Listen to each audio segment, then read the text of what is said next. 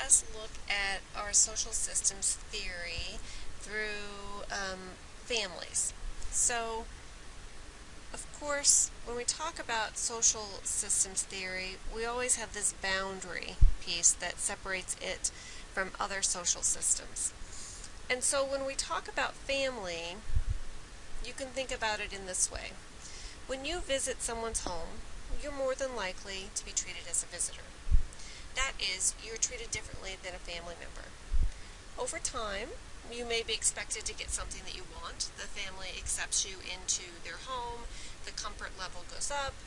And so if you want a drink of water, you can go and get a drink of water. And you just go into the kitchen, you open the cupboard, and you get yourself a drink of water. You have crossed the boundary into that family unit.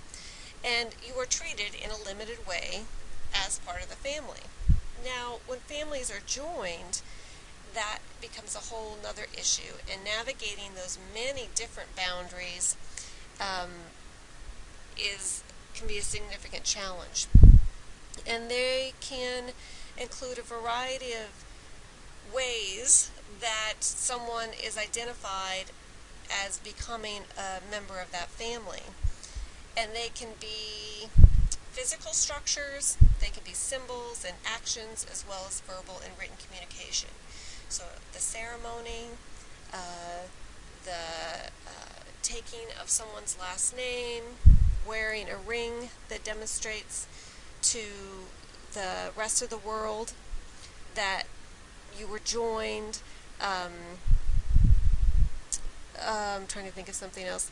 Actually using words that identify that person as a member of your family. And this is aimed at preserving the integrity of the group. So all of those actions are maintained, are taken to preserve the group. So we have the super system, which is our larger system, just down here on our map here. This is recognizing that individuals are members of several social groups. So the understanding of the social groups and how they relate is very important. So when we make the crossover to practice, this is why it is important to do activities such as an eco-map with a family so that you can understand how the super system works and interacts with that particular group. We have the interface, which are these lines here, and that's the boundary segment that a system shares with another system comprising a portion of its super system. Now, the interface represents a set of mutual understandings held by two or more systems that guide their interactions with one another. And like all good systems, it has input that comes into the group, and the input is derived from the super system. And when we apply that to a social group, we still need to remember that members always represent both maintenance and signal inputs. Now the proposed output over here is the sense of self that is expected to result from the group experience. There is, of course, a proposed maintenance output that determines the future status of their relationship as members of that particular family unit.